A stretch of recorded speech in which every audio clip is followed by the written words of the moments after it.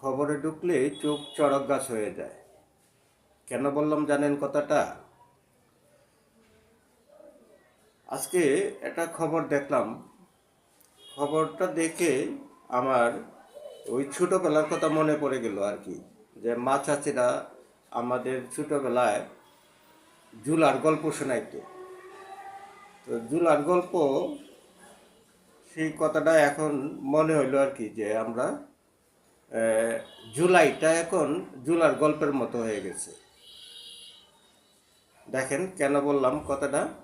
আজকে একটা খবর দেখলাম যে জুলাই সনদ প্রণয়নের যে 7 সদস্যের একটা কমিটি হয়েছিল, এই কমিটি প্রধান ছিল ডক্টর মোহাম্মদ ইউনূস, চেয়ারম্যান হিসেবে ছিল, এবং সহসভাপতি হিসেবে ছিল ডক্টর আলী রিয়াজ।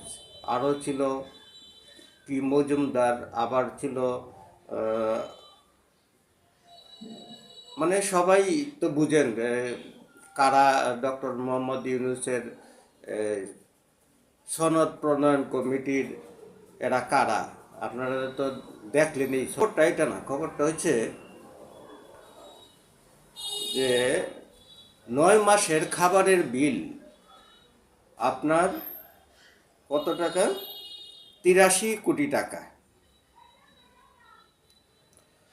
9 মাসের খাবারের বিল আপনার 83 কোটি টাকা। কি আপনি ভাবতে পারেন কিছু? বাংলাদেশ আসলে যা উন্নত হয়েছে দুর্নীতি করতে করতেই উন্নতি হয়েছে, এটা আপনি স্বীকার করেন আর না করেন। বাংলাদেশ এখন পর্যন্ত যা উন্নতি হয়েছে সেটা আপনার দুর্নীতি করতে করতে উন্নতি হয়েছে। কেউ যদি বলে আপনার কাছে আইসা যে আমরা দুর্নীতিমুক্ত বাংলাদেশ করব এবং আমরা ক্ষমতায় গেলে দুর্নীতি থাকবে না, দুর্নীতি হবে না, তাহলে আপনি মনে করবেন যে আপনি একটা জুলা। তাহলে আপনি মনে করবেন যে আপনি একটা জুলা। কারণ উন্নতি করবেন, ভাগ বন্টন হবে না, কমিশন নেবে না, এইরকম যদি আপনি মনে করেন, তাহলে কিন্তু আপনি বাংলাদেশের মানুষ না। তাহলে আপনি ভাবতে হবে এই যে আলী রিয়াজের মতো আপনার আমেরিকার মানুষ। আমেরিকাতে দুর্নীতির পার্সেন্টেজ কত, কিংবা ইউরোপ কান্ট্রিতে দুর্নীতির পার্সেন্টেজ কত, আপনার জাতীয়নীতির পার্সেন্টেজ কত, এটা আপনারা বাংলাদেশের সাথে আপনি একটু মিলায় দেখতে পারেন। কিন্তু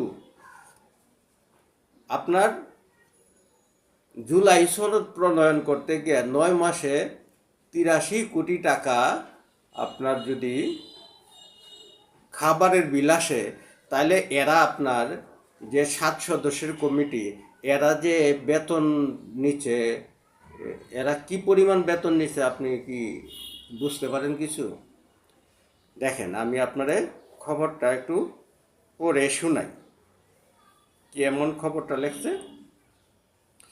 ডক্টর মোহাম্মদ ইউনূস সহ 7 সদস্যের জুলাই সনদ প্রণয়ন ঐক্যমত্য কমিশনের বিরুদ্ধে 9 মাসে 83 কোটি টাকা শুধু খাবার বাবদ খরচের এক বিস্ফোরক অভিযোগ উঠেছে।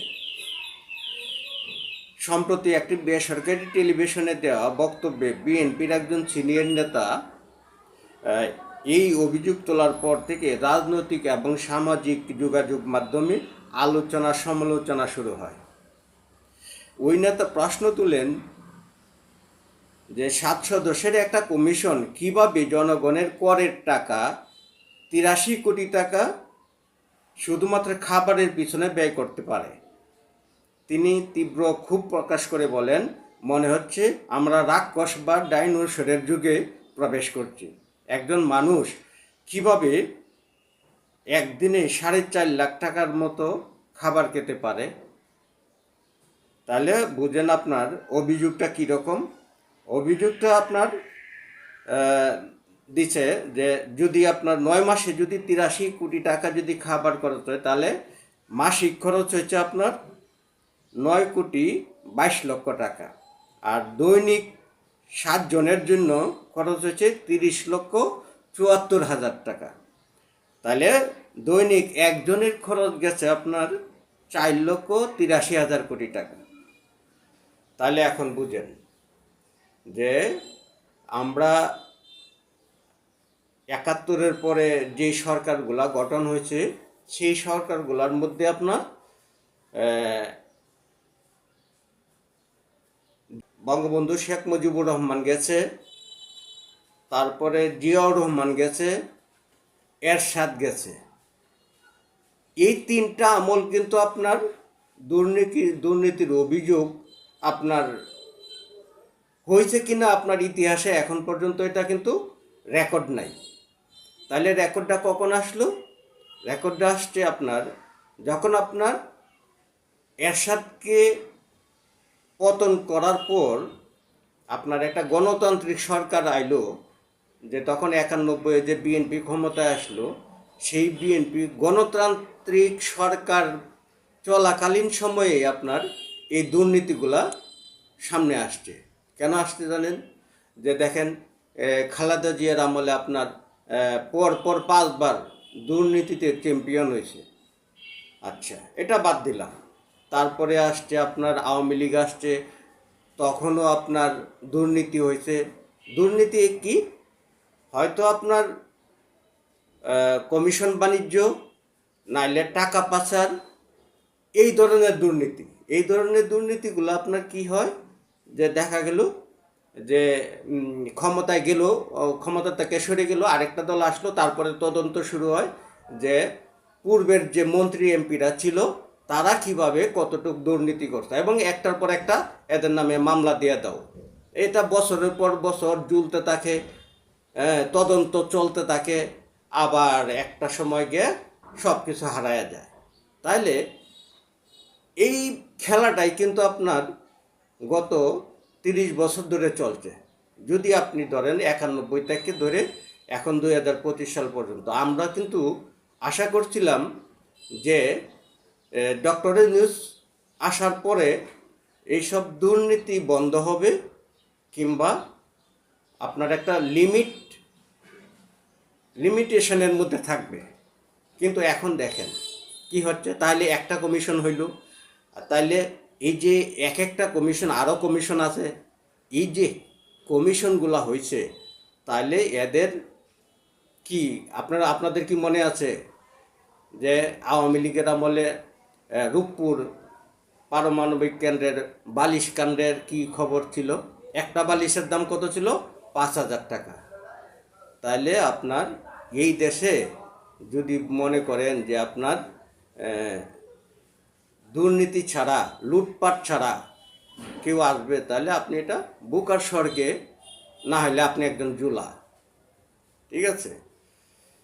তাহলে আপনার কি হইল, এই যে এখন কি হবে তাহলে ঘটনাটা? এখন হবে এই ডক্টর ইউনূস সরকার, তার তো কোনো নাই, মানে বুকপিট নাই, সে তার কোনো জনগণের কাছে তার কোনো দায়বদ্ধতাও নাই, জবাবদিহিতা নাই। সে একটা সময় নির্বাচন দিয়ে কি করবে? সে চলে যাবে, নির্বাচন দিয়ে আর কিন্তু বাংলাদেশে আসবে না।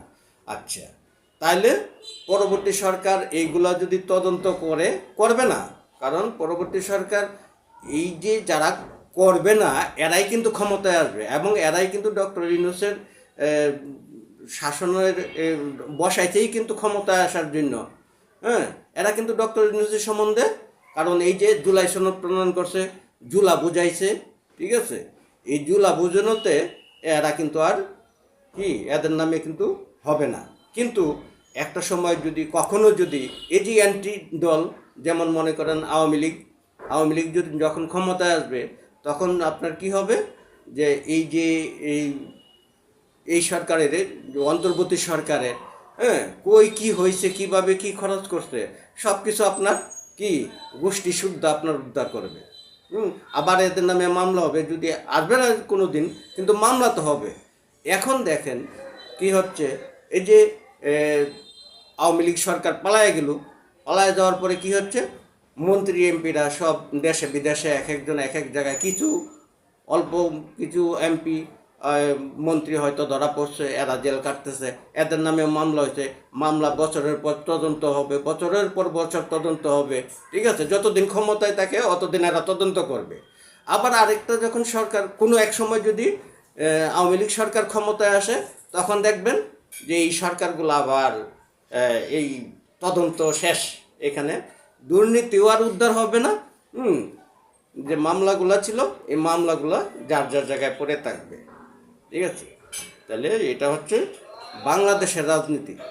এই বাংলাদেশের রাজনীতিটাকে আমরা আসলে কেউ যদি এই যে এখন যে মনে করেন যে বড় বড় হম্বিতম্বি দিতেছে আপনার জামাতি ইসলাম, তারপরে আপনার কয়েকটা ইসলামী শাসনতন্ত্র আন্দোলন, এরা কোনোদিন ক্ষমতায় আসে না, কিন্তু এরা কিন্তু ঢোল বাজাইতেছে যে আমরা ক্ষমতায় গেলে কোনোদিন দুর্নীতি হবে না। আপনারা দেখেন যে এই যে ডক্টর ইউনূসের আমলে আপনার আওয়ামী লীগ বাদ, মাঠ থেকে আউট, তাইলে আপনার গণ অভ্যুত্থান পরবর্তী সময়ে আপনার কি সচিব, এমপি, তাকে সচিব তাকে ধরে সব এসপি থেকে ধরে সব বড় বড় পদে আপনার কি হচ্ছে আওয়ামী লীগ তাদের আওয়ামী লীগ না, বিএনপি, জামাতে ইসলামী, ঘুরায় ফিরায় কিন্তু এরা বৈষম্য বিরোধী ছাত্র আন্দোলনের যারা সমন্বয়ক ছিল, এরা ঘুরায় ফিরায় কিন্তু এরা একজনের সরায় আরেকজনের বসাইছে, কেউ রে ওএসডি করছে, কেউ রে প্রমোশন দিছে, কিংবা আগে যারা ওএসডি ছিল তাদেরকে আবার জায়গায় আনছে, ঠিক আছে। তাহলে এইভাবে দেশটা এরা কিন্তু গ্রাস করছে। এখন আর গ্রাস করছে এটা বলা যাবে না, কারণ এরা এইভাবেই পরিবর্তনটা করছে। আবার এরাই কিন্তু আবার চাঁদাবাদির সাথে জড়িত, আবার এরাই কিন্তু বাঘ বন্টনের সাথে জড়িয়ে এরা কিন্তু কাজ আদায় করে নিচ্ছে। কিন্তু কথাটা হচ্ছে আপনার এই যে বললাম একটা কথা, যে আপনার কি হচ্ছে যে এই মামলা এবং তদন্ত ঘায়েল করার জন্য এইসব আমাদের চোখে যে মানে দুর্নীতি কিংবা লুটপাট, এইগুলার জন্য আপনার কি বছরের পর বছর আমাদের কি আয়াস করে, ঠিক আছে।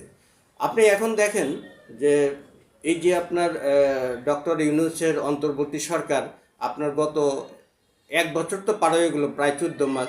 তাহলে 14 মাসে কয় টাকা পাচারকারীটাকে আনছে, যে এই যে টাকা পাচার করছে, এই পাচার কত টাকা আনছে দেশে, এটার কোনো হিসাব আপনি কিংবা আমি জানি? এগুলা আমরা আসলে কেউ কিছু জানি না, ঠিক আছে। তাহলে এই যে ধরেন আপনার যে 9 মাসে একটা কমিশন যদি আপনার 83 কোটি টাকা তাহলে খাবার বিল, খাওয়া বাবদ খরচ করে, তাহলে এরা প্রত্যেকেই যে বেতন নিচ্ছে, সম্মানী ভাতা নিচ্ছে, কি পরিমাণ টাকা নিচ্ছে এটা তো এখনো বের হয় নাই। কারণ এগুলা বের হইলে আমরা জানতে পারবো, আর যদি না হয় তাহলে আর কোনো দিন জানতে পারবো না, ঠিক আছে। তাহলে আপনারা এটা ধরে রাখেন যে আমরা যে জুলা, এই জুলারে জুলাই সনদ বোঝাইছে। ধন্যবাদ।